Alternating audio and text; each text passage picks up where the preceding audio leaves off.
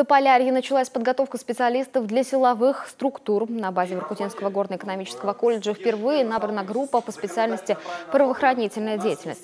По версии МВД, это решит проблему кадрового дефицита, характерную для отдаленных населенных пунктов. Сегодня вопросы взаимодействия полиции и молодежи обсуждали на форуме неравнодушных, где одной из тематических площадок стала силовая.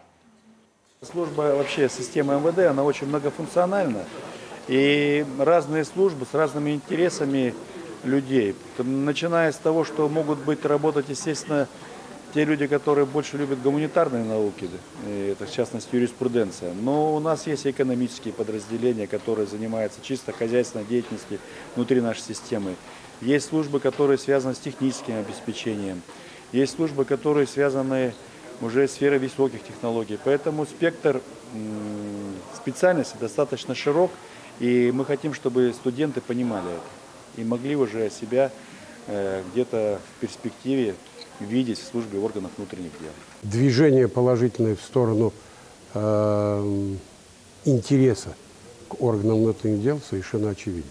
У нас в университете растут ряды дружинников, как это хорошо забытое прошлое. И те негативные явления, которые были в студенческой среде, их становится все меньше и меньше.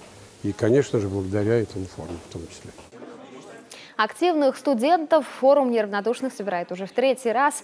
Главным положительным результатом силовики называют снижение преступности среди молодежи.